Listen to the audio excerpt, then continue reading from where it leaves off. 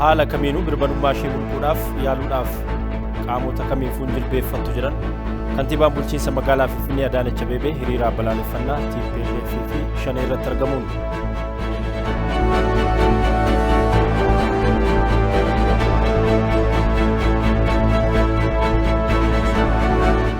hiriirri balaaleffannaa garee shororkeessaa adda bilisa baasaa uummata Tigraay fi shanee Finfinneen alattis naannolee fi godinoota Oromiyaa garaagaraa keessatti gaggeeffameera.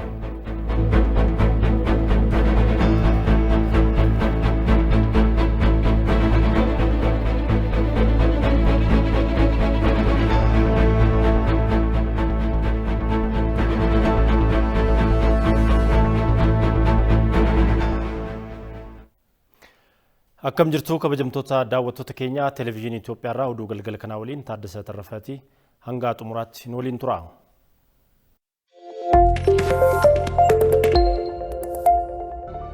ጦርነት ምንድነው? የፖለቲካ ፍላጎት የመጨረሻው መጫኛ የመጨረሻው ፍላጎት ማሳኪያ መንገድ ነው። የአሁኗ ኢትዮጵያ የትናንትናውን ቲፒኤልኤፍ ሳይሆን የዘመነውን ቲፒኤልኤፍ ለመሸከም ጫንቃው አይችልም። አሁን ማሸነፍ መሸነፍ ሳይሆን የፖለቲካል እኩይ ዓላማው የሚሳካበት ጭላንጭል መንገድ እንኳን የለም። ተቀይሯል የኢትዮጵያ አውድ። በእያንዳንዳችን መስዋዕትነት ላይ በእያንዳንዳችን ጥረትና ትጋት ላይ ኢትዮጵያ አሸንፋ ትቀጥላለች።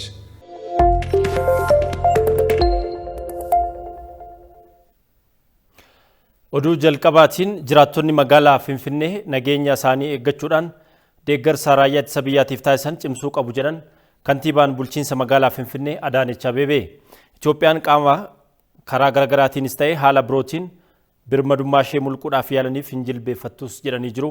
Jiraattonni magaalaa Finfinnee hiriira bahuudhaan garee shororkeessaa TPLF fi shanee balaaleffatanii jiru. Bal'ina oduu kanaatiif Mangistuu Akkumaa. Jiraattonni magaalaa Finfinnee fi naannoo ishee hiriira balaaleffannaa garee shororkeessaa TPLF fi shanee addabaabayii masqalaatti gaggeessaniiru. Hiriiricha irrattis kutaalee bulchiinsa magaalaa Finfinnee hunda keessaayyuu jiraattonni magaalittii tokkummaan bahuun hirmaataniiru. Hiriiricha irrattis gochaa badii gareen shororkeessaa TPLF fi shaneen raawwatan balaaleffataniiru.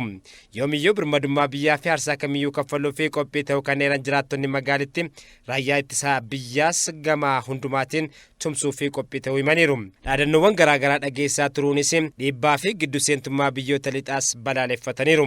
ኢትዮጵያ ሊቢያ ሶሪያ አይደለችም።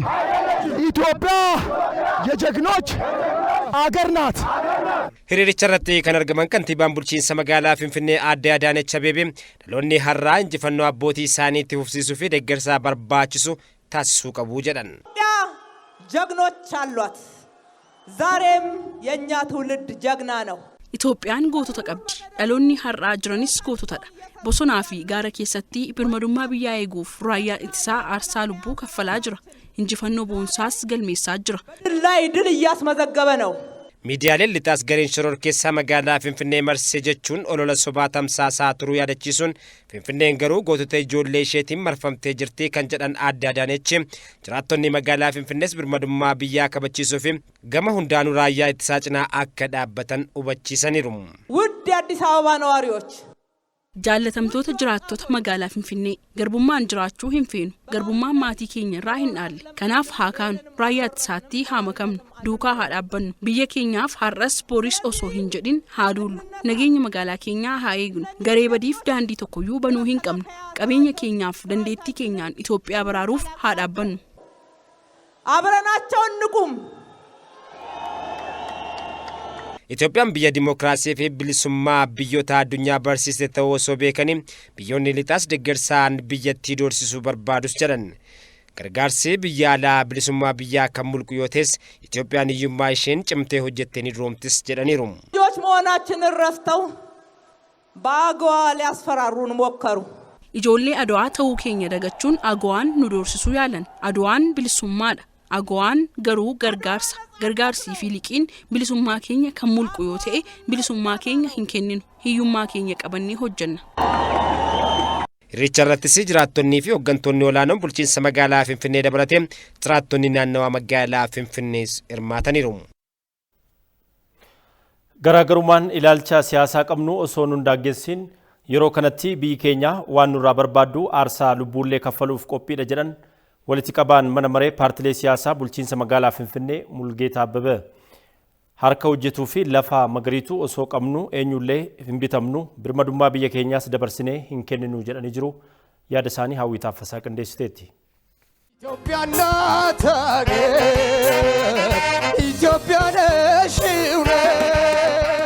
Magaalaa Finfinneetti hiriirri mormii weeraraa fi gocha gantummaa murni shororkeessaa abuutii fi shanii biyya irratti raawwachaa jiran balaaleffatu geggeeffame.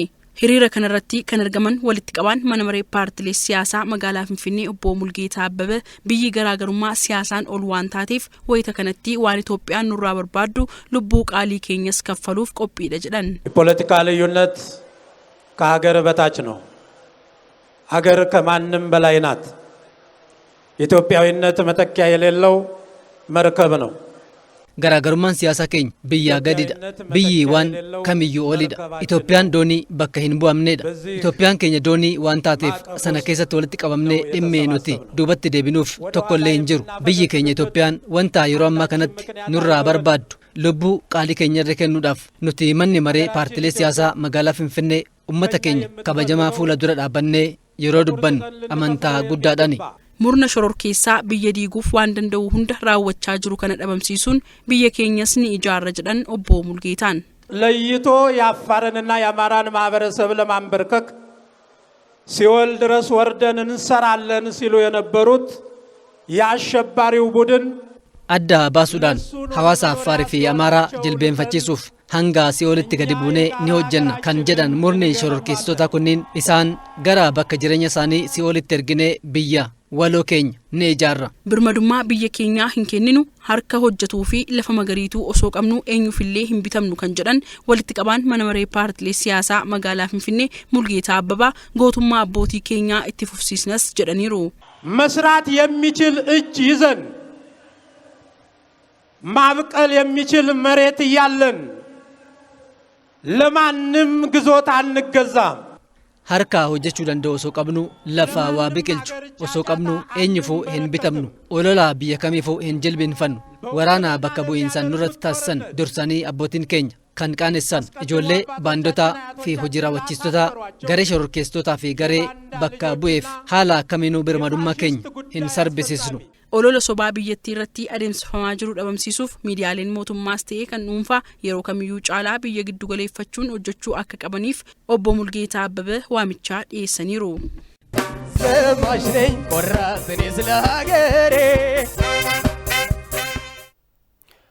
Kaayyoo gareen shororkeessaa adda bilisa baasaa uummata Tigraay fi ergamtoonni isaa birmadummaa biyyaa cabsuun Itoophiyaa diiguudhaaf kan cimsan balaaleffatan ta'uu jiraattonni magaalaa Finfinnee himan. Uummanni Itoophiyaa amala garee kana sirnaan waan beekuuf gateettii lammaffaa ittiin garbummaa baatu hin qabus jedhanii jiru. Yaada jiraattota magaalaa Finfinnee kennan Fayyeeraa Margaa qindeesseera.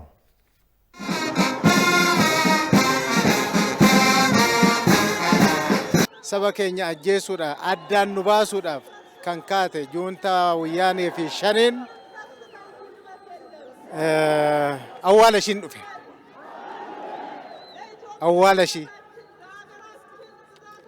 Awwaala ishii qofa miti kan ishii ergites awwaaluuf ergamtee nutti dhufte ergamtee nurraan deebitu asumatti hafti. Shehoosiin Jibriil wan jedhan tokko jira. Warri biyya kana dhiituu dhuftu biyya kana keessa hambaatu awwaalli ishii kee wallotti hafa jedhan. Jechi Sheekh Hussein Jibriil jedhan sun har'a hin taati jedhee yaada'an. Sinfeenuu gaafa ummanni jedhu, gaafa qeerroon jedhu, gaafa qarreen jedhu, gaafa jaarsi jedhu, gaafa biyyi jedhu. Sinfeenuu gaafa jedhuun lakkii nafee gaafa inni jedhu gaafa Doktor Abiy sagalee 220 filatame Gabratsiyoon sagalee 2 argate. Kuni gara onnee ummataa keessaa wayyaaneen bahuun jedhamu kun achi jirti, dhugaan achi jirti. Eega ummanni nan barbaanne ani hin barbaada. ummani nan barbaadu humnaan dhufee biyya tana qabadha jechuuf zuuraatiin hin jira sun hin taatu jechuuf dhufne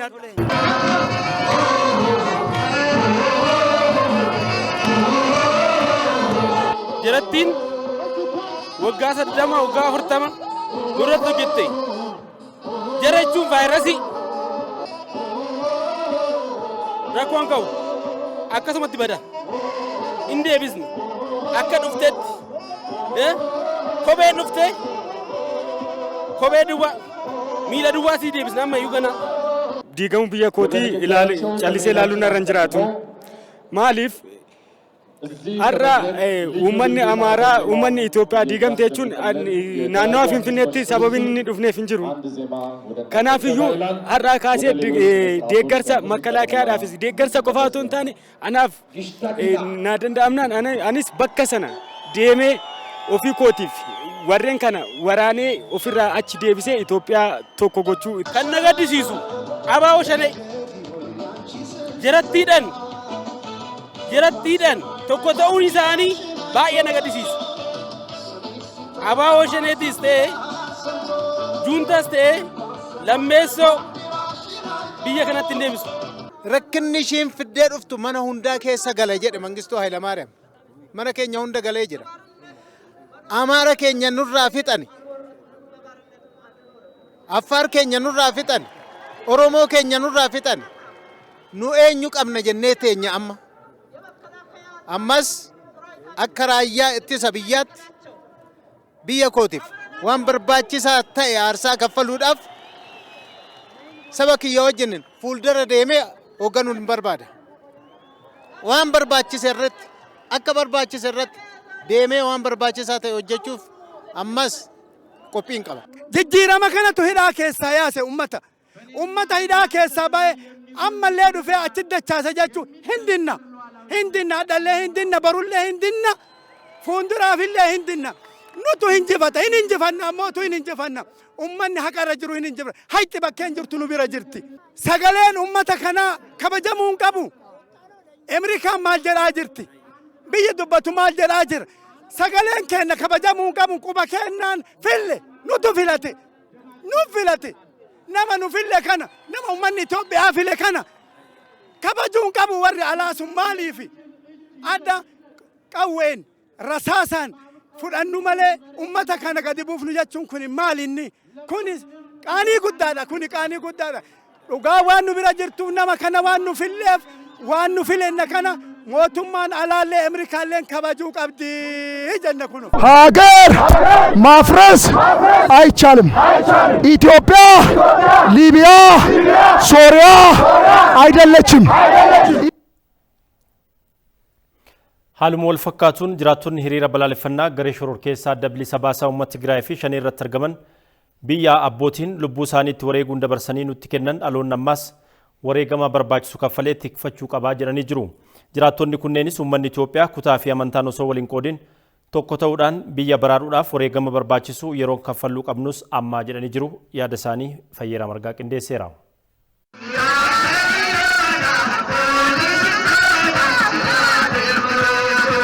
Ani ammallee wanni hin jedhu ammallee hin deemna.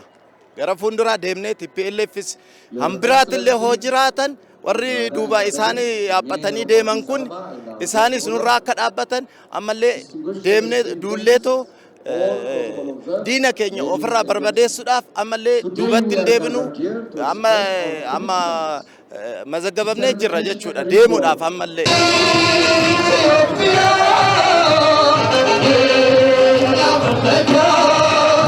Hundi keenya harka wal qabannee tokko taanee kaana otoo Oromiyaan jedhin otoo Amaaraan jedhin otoo Uraageen jedhin otoo Dabuubin jedhin harka wal qabannee kaanee jaartiin jaarsi hin deemna billaa keenya fudhannee dargaggoon zammatuun isaanirra jira taa'anii shiroo haadhaa nyaachuun maal xaqqama deemanii tawaagga'u anis nan deema waraanuu dadhabe shiroo danfiseetan kennaa wattaaddara kooti.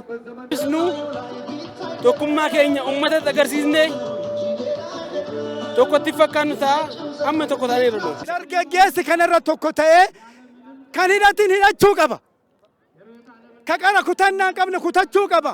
Biyyattii tana biyyattii tana akka isin nagaa argattu gochuu qabna hundi keenya. Jaarsa, jaartii, qeerroo, qeerritti osoo hin jenne dargaggeessa hidhachuu qaba, haga anaan ba'uttu hidhachuu qabna. Maali? Baandaa kanaaf warra Itoophiyaa keessatti adda Itoophiyaa akka isin bakka bakkatti hiramtuufi bakka bakkatti qoodamtuufi propagaandaa isaanii ka isaan qilleensarra facaasaa jiran kana dhaga'uu hin qabnu. Jaarsa dhaga'uu hin qabu. Juntaan qarallee nuun tolle ammallee nuun tolu. Nuu tolalle jennee abdiillee biran qabnu. Uummanni dargaggoonni akka dur abbootiin keenya nu tursiisanitti turnetti itti fufuu itti jalqabna. Mirgi kan Itoophiyaati. Mirgi immoo Waaqayyo qabna. Kadhaa Waaqayyootiin nutu fashaleessee diina kana barbadeessuuf hadhuma irraa ani tokkoffaan deemuuf hadha qophaa'ee jira. Ofirraa jalqabeetiin dargaggoon hin deema, jaarsi immoo Waaqayyoon kadhata.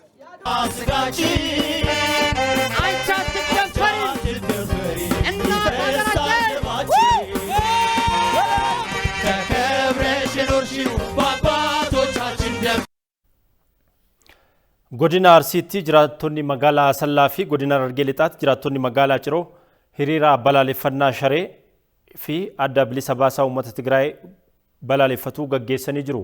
Gabaasa Oromiyaa Broadcasting Network Abbaayyoo Kafaniitu dhiyeessa.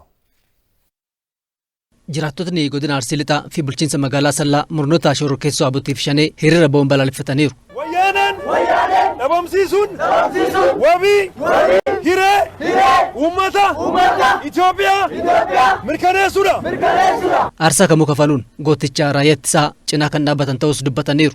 Juntaa isa dhumaatiif awwaala isaa irratti ga'uudhaaf kan asitti argamneef. Kanaaf akka magaalaa Asallaatitti juntaadhaaf iddoo hin kenninu mootummaa keenya cinaa dhaabbanne raayyaa ittisaa biyyaa kennaaf aarsaa kaffaluu qabnu isa cinaa dhaabbanne kaffaluu qabna kan jedhu san qaba. Raayyaa ittisa biyyaa karaa sadiin bira dhaabbanna. Tokkoffaa maatii isaanii kunuunsuudhaan warra deemanis, lammaffaa deeggaruudhaan deeggarsa karaa adda addaatiin wantoota barbaachisu waan barbaachisu mara gochuudhaaniif, sadaffaan immoo nullee itti dabalamne maaliif gahee keenya ba'uu qabna. Raayyaa ittisaatti dabalamne gahee keenya ba'uu qaba. Nu wajjin taanee tokko taanee idaamne juntaa kana ofirraa ittisna, ofirraa balleessina, mormara dhaabanna jechuu barbaada. Bulchaan bulchiinsa godina Arsii Lixaa Obbo Muusaa Firoo deeggarsa gama maraan jiraattotni raayyaaf taasisaa jiranii galateeffataniiru. Uummanni keenya xiiqii qabatanii ammas raayyaa uummata biyyaa keenya maddii dhaabbachuuf waan dhuftaniif haga daangaallee deemuuf waan qophooftaniif maqaa bulchiinsa godina Arsiitiif mootummaa keenyaatiin baay'isee isin galatoomfadhaa jiraadhaa. Kantiibaan magaalaa Asallaa Obbo Gazaalii Ashoos wareegama barbaachisu mara kafallee biyyaa ni baraarra jedhaniiru. Wareegama barbaachisu kaffaluudhaan cinaa ni dhaabbannu. Birmadummaa biyya keenyaatiif wareegama barbaachisaa ni kaffalla.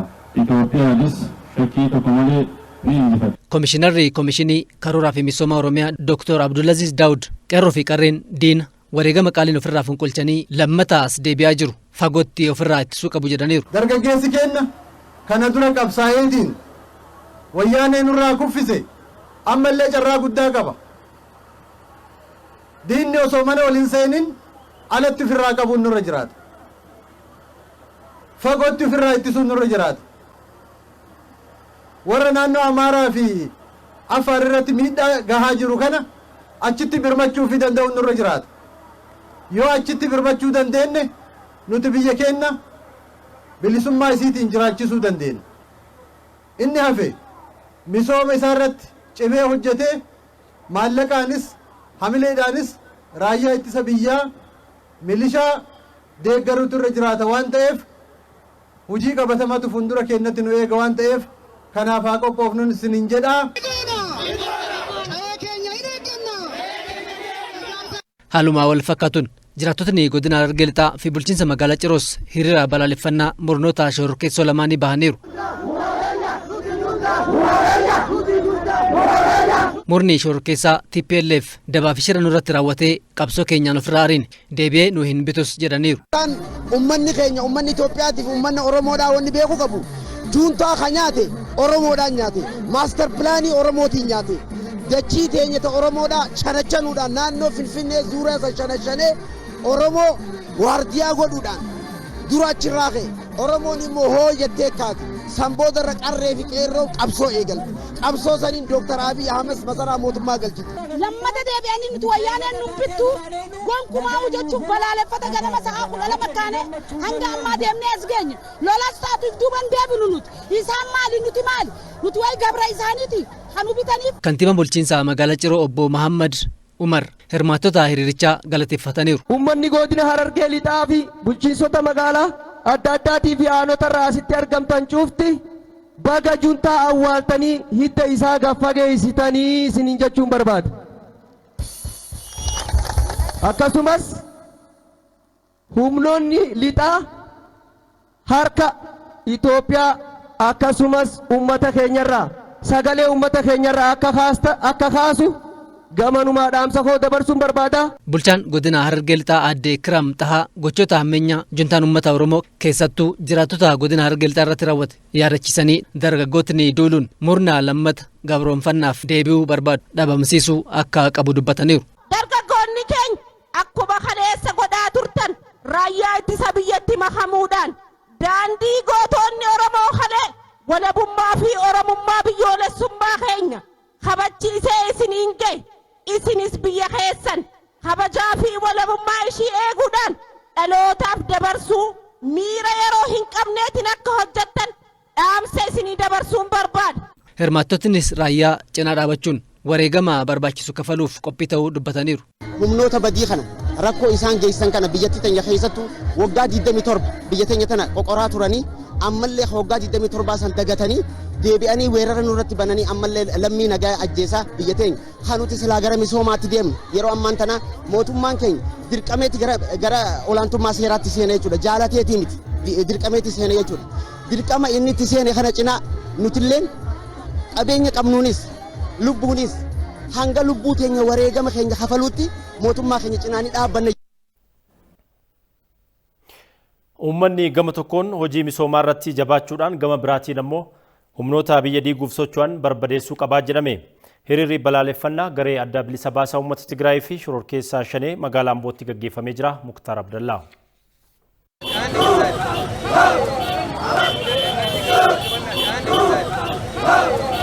Jiraattonni magaalaa Amboo fi aanaalee godina Shawaa Lixaa hiriira bahuun gochaa gantummaa murnaa TPLF fi Shanee kan balaaleffatan yoo ta'u dhiibbaa biyyoonni dhiyaa maqaa deeggarsaan Itoophiyaa irraan gahaa jiranis mormaniiru. Gochaan gantoota biyya keessaan Itoophiyaa irratti raawwatamu kan yeroo jalqabaa miti kan jedhan qaamoleen hawaasaa hiriiricha irratti argaman kana ammoo qolachuuf raayyaa ittisaa cinaa hiriirree seenaa abbootii keenyaa irra deebiin hojjennaa jedhaniiru. Kaleessa dheengaddaa wayyaaneen sirnaan taaniin uummata keenya miidhaa kan turte irra jechuudha.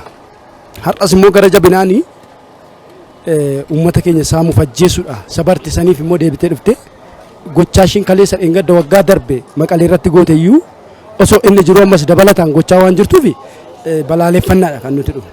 Akkuma kaleessa garboomsine ani haadha dhalataa keenya fixaa jiru haadhas daarii keenya cabsaa jiru.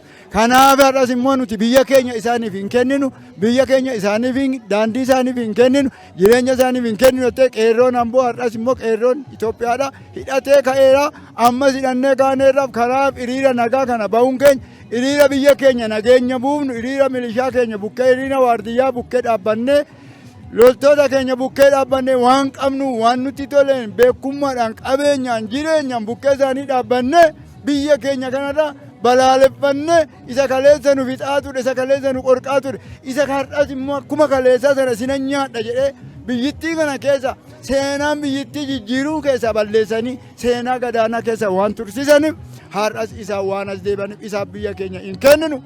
Kaleessa dheengadda waggaa 27 dura nagaa dhabnee ture kan nuti wayyaanee dhagaadhaan fonqolchinee irraa buusne jechuudha. Har'as immoo nuyi misooma keenyatti deebinee irraa nagaa keenya eeguudhaaf yoomii duubatti hin jennu waa'ee biyya kanaatiif jechuudha. Raayyaa ittisa biyyaa jechuun nuyi jechuudha. Duulas taanaan lubbuus taanaan deeggaruu wanti duubatti nu jechisiisu hin jiru jechuudha.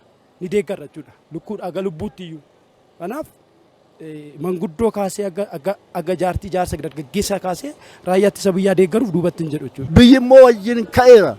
ወታደሮች ከየኒ ራሳሳትሳ ወታደሮች ከኛ ወየነን ቢት ካኤራ አማስ ሞዳምስ ካንደበርሱ ኑጃባዳ አያባታኒ ይራኒ ከመኑ Kantiibaan magaalaa Amboo obbo Haacaaluu Gammachuu ergaa dabarsaniin abjuu wayyaaneen biyya diiguuf ergamtoota isaatti fayyadamuun abjoochaa jiru hawaasni fashaleessuu qabaa jedhaniiru. Uummata Shawaa Lixaa goota koo qeekeegi biyya keef duuli raayyaa ittisa biyyaa deeggari humna biyya diigu saaxili misooma kee cimsi.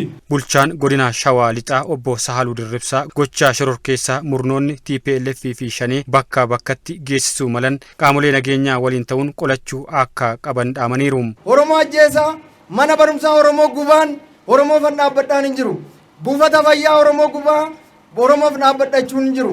Jaarsa Oromoo abbaa gadaa Oromoo ajjeesaa qeerroof qarree Oromoo haadha Oromoo ajjeesaa Oromoof dhaabbadha kan jedhu qaamni akkasiin jiru waan ta'eef ergamni isaanii ergama dhokataa ergama ifa bahe kan TPLF ergitee duras gurmeessitee ol kaawwatte waan taateef isa kana yeroo calqabaatiif yeroo dhumaatiif diina kana barbadeessuu akka qabnu isiniin jechaa guyyaa har'aa haala akkasiitiin balaaleffannaa bira darbitanii qophii bakka barbaadamnetti hin arganna jedhamne bira dhaabbanna raayyaa ittisa biyyaa keenya bira sin dhaabbanna naannoo keenya qe'ee keenya ergamtoonni isaanii bal'aadha waan ta'eef isa kanarratti tarkaanfii iddoo jirutti akka fudhatan. Uummanni godinichaa nageenya isaa eeggachaa hojii misoomaa isaas xiyyeeffannoon hojjechuu akka qabus dhaamameera. Misooma calqabne guddina calqabne kan duubatti hin jenne kan itti fufsiisnu badhaani nuti karoorfanne abbaan barbaade ashaqu abbaan barbaade sodaatu abbaan barbaade ija maalaan alaalu duubatti akka hin deebinee fi takkallee amma libsuu ijaa akka duubatti hin deebine ergaa baay'ee murteessaa fi ergaa haqa of keessaa qabu dhugaa of keessaa qabu humna of keessaa qabu ta'uu akka uummatamu waan gootaniif baay'ee ulfaadhaa galatooma. Hiriira jiraattota godina Shawaa Lixaa fi magaalaa Amboo hirmaachise kanaan dhaadannoowwan dhiibbaa alaa fi gochoota baandummaa ni qolanna nan duula birmadummaa Itoophiyaa nan kabachiisa raayyaa ittisaa fi humnoota nageenyaa keenya deeggaruuf wanti qusannu hin jiru jedhamfaa dhagaamaniiru. Gabaasa qindaa'eef Muktaar Abdallaa Shawaa Lixaa Amboorraa. Qaamolee maqaa gargaarsaatiin birmadummaa biyyaa sarbuudhaaf barbaadaniif yoomiyyuu hin eeyyamnu jedhan jiraattonni godina Booranaa. Jiraattonni godinichaa magaalaa Yaabeellootti hiriira ba'uudhaan garee shororkeessaa adda bilisa baasaa uummata Tigraay fi Shanee balaaleffatanii jiru. Haaluma wal fakkaatuun jiraattonni godina Shawaa Kaabaa fi magaalaa Fiicheetti hiriira balaaleffannaa bahanii jiru. Gabaasa waajjira dhimmoota koominikeeshinii godina Booranaa fi magaalaa Fiichee Awwal Huseen. Godinaalee fi magaalota garaagaraatti hiriironni balaaleffannaa garee shororkeessaa TPLF fi Shanee gaggeeffamaniiru. Jiraattonni godina Booranaa hiriira bahuun gochoota badii murna TPLF fi Shanee balaaleffataniiru. Hiriiricha irrattis dhaadannoowwan dhiibbaawwan alaaf hin jilbifannu raayyaa ittisa biyyaa cinaa hiriiruu cimsineet itti fufna gochoota gareelee shororkeessitoota ammoo ni balaaleffanna jedhan dhagahamaniiru.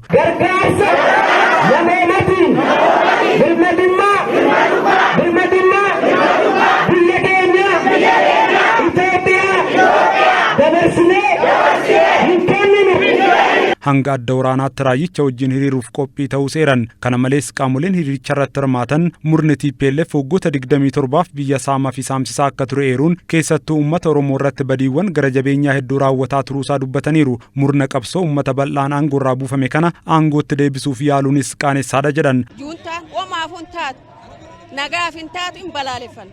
Yoomillee hin balaaleffanna raayyaa ittisa biyyaa bira hin dhaaban. Ameerikaan sindeen nu soddee sindee latti teenna baachu sindee qonnee homoshanne argannu isiifennee hin jilbifannu tanaafu mootummaa cinaa dhaabbannee hiriirree waa inni barbaade cufaan qabeenyaan humnaan adii teenaan waan cufaanuun bira dhaabbannaa. Irree qabnuun dargaggoo qabnuun qeerroo qabnuun jaarsi qabnuun dubartii qabnuun itti duuluuf.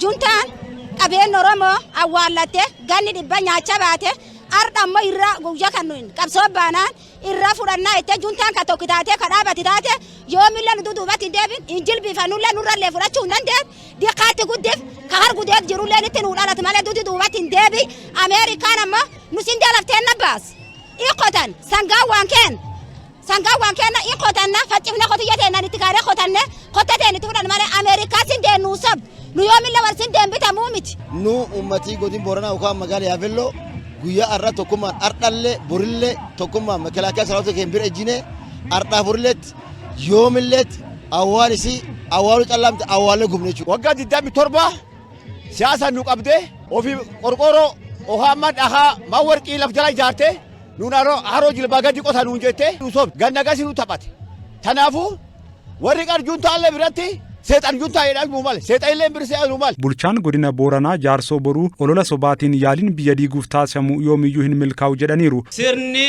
lafee fi dhiiga imimmaanii fi dafqa qeerroof qarree kennan ijaarame shira juuntatiif shaneen akka hin diigamne hawaasi kun hubachuu danda'uu qaba. Adeemsi jijjiiramaa mul'ati badhaadhinnaa uummata kennaa doorsisa olola propagaandaa dhibba biyya laatiif keessaa kamiyyuu akka hin jilbiiffanne diinni keenya kan fagootii fi diinni keenya kan dhiyoolleen hubachuu danda'uu qaba. Hoogganaan biiroo paabliik sarviisii fi misooma humna namaa Oromiyaa Huseen Fayyisoo Gamasaaniin waan hundaa bilisummaa fi birmadummaa biyyaatu dursa jedhan. Biyyi immoo bilisummaa fi gurguree bilisummaa isaatiif jedhee garaadhaaf bulu hin jiru. Bilisummaan waa hunda, bilisummaan nageenya, bilisummaan dimokiraasii, bilisummaan badhaadhinna. Namni bilisummaan qabne yoomiyyuu kabaja hin qabu. Kabaja keenya eeggachuudhaaf jecha haqaaf qabsoofne malee qamadiidhaaf hin qabsoofne. Yoomiyyuu taanaan qabsoo fuulduree keenyaa kan itti deemu dhugaa barbaacha ta'uusaa beekudha.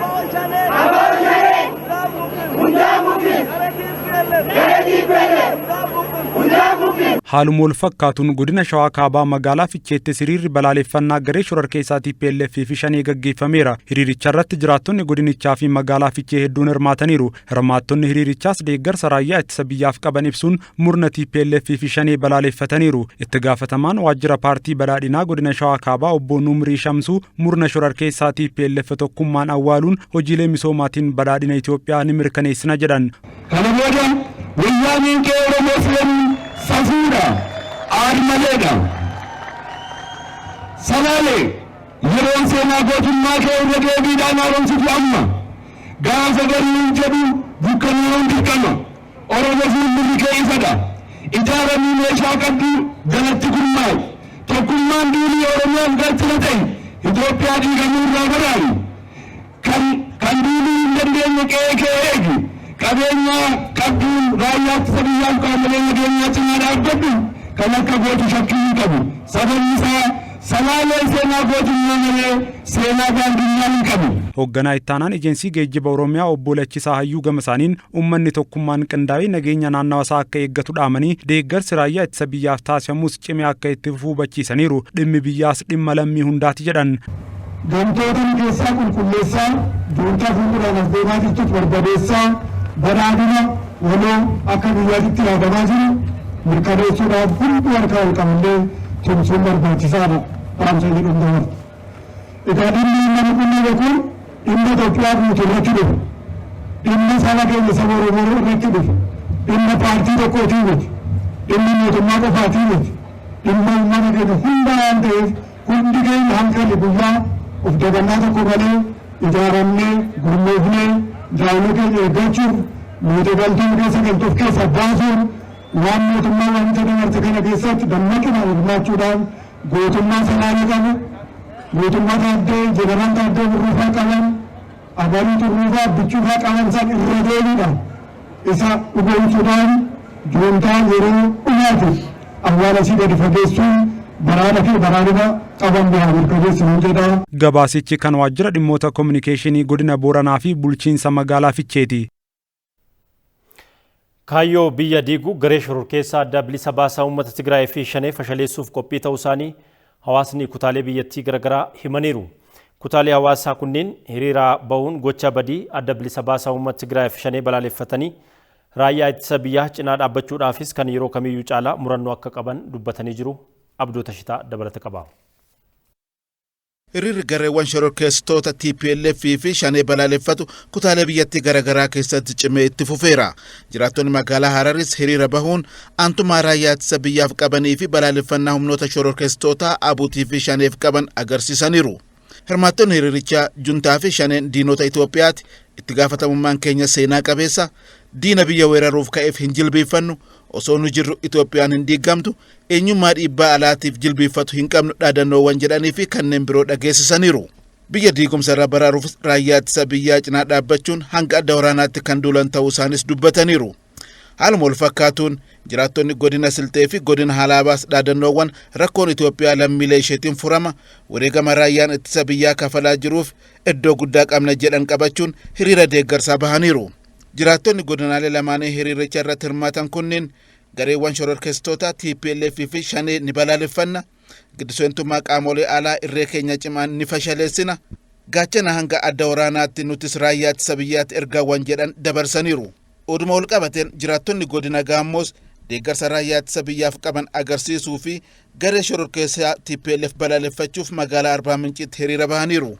Waamicha birmadummaa biyyaa eegsisuuf taasifamu kamuu fudhachuun aarsaa barbaachisu hunda kafaluuf qophaa'uu isaanis hirmaattonni hiriira kanaa himaniiru. Biyyoonni lixaa tokko tokko miidiyaalee isaanii fayyadamuun dhiibbaa sababa hin qabne Itoophiyaa irratti taasisuu irra akka of qusatanis jiraattonni hiriira kana irratti hirmaatan gaafataniiru. Burnoota biyya diiguuf kanneen hiriira bahuun balaaleffachuu qofa osoo hin taane hanga dirree waraanaatti duuluun irratti qabsaa'uuf qophii ta'uu isaanis mirkaneessaniiru. Jiraattonni godina Gaammoo hiriira kana irratti hirmaatan. Oduu biraatiin bulchiinsi magaalaa Finfinnee hospitaala Speeshalaayizidii Kompireensivii raayyaa ittisa biyyaa magaalaa Bishooftuutti argamuuf deeggarsa meeshaalee yaalaa birrii miliyoona 15 tilmaamamu taasiseera. Kantiibaan bulchiinsa magaalaa Finfinnee Adaanech Abeebee magaalaa Bishooftuutti argamuun deeggarsa kennanii jiru. Adde Adaanech gootota birmadummaa biyyaa kabachiisuuf miidhaman yaaluun kabaja ta'uu dubbatan. የቸርነትም አይደለም የህዝብ ንብረት ነው የምናስተዳድረው ለሀገር ሉዓላዊነት ዋጋ እየከፈሉ kuni kennaas miti qabeenya ummataat bulchina gootota birmadummaa biyyaaf gatii kafalaa jiraniif qabeenya biyyaa oolchuun barbaachisaadha. Nutis kanuma raawwanne har'a meeshaalee birrii miliyoona 15tti tilmaamaman meeshaalee fayyaa akkasumas sireewwan wal'aansaa gara 400 ta'an uffataa fi kanneen biroos fiduun gumaachineerra. Kun waan gochuu qabnurraa isa baay'ee muraasadha. Wanti guddaan yeroo rakkoo kanatti hospitaalli akkanaa sadarkaa isaa eeggatee hojjetamee nu cinaa jiraachuu isaati. Galteewwan barbaachisan nutu guutuu qaba. Guutuus ni dandeenya.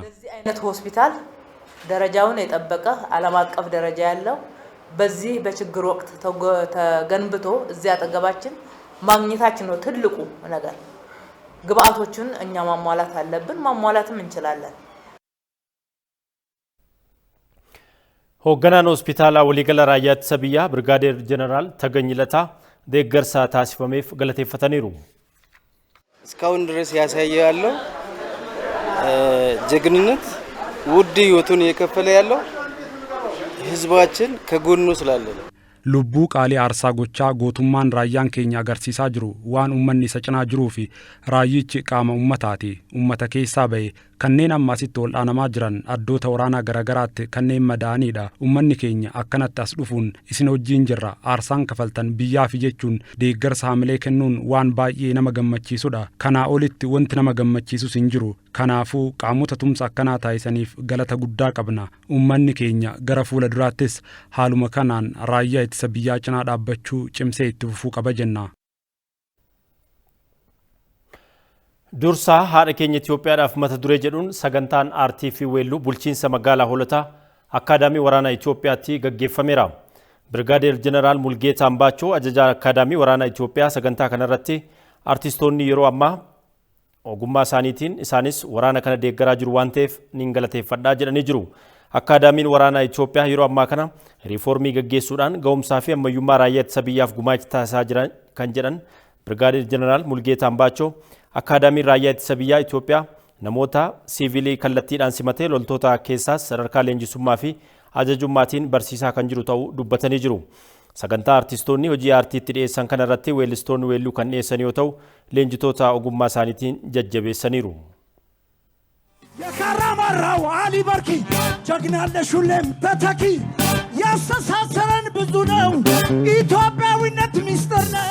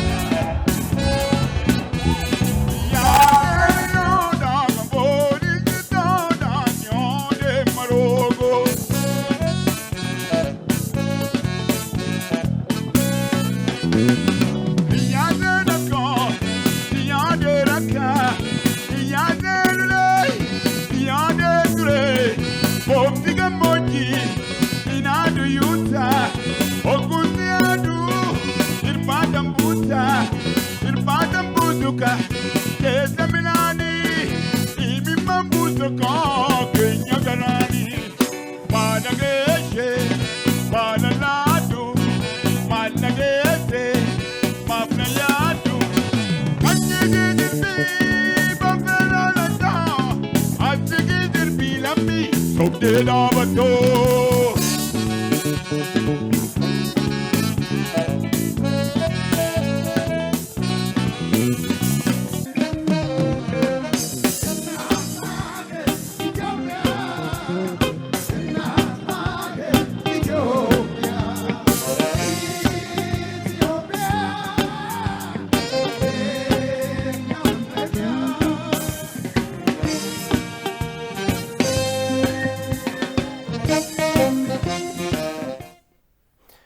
daawwattoota oduu isaa kana osoo hin xumuriin irra deebi'uudhaan ijoo isaaniin si yaadachiisa.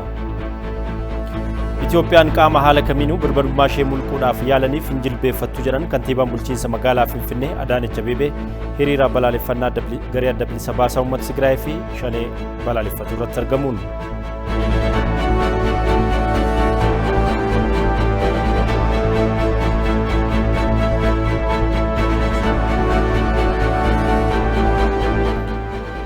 Hiriirri balaaleffannaa garee shororkeessaa adda bilisa baasaa uummata Tigraay fi Shanee Finfinneen alattis naannolee fi godinoota Oromiyaa garagaraatti gaggeeffameera.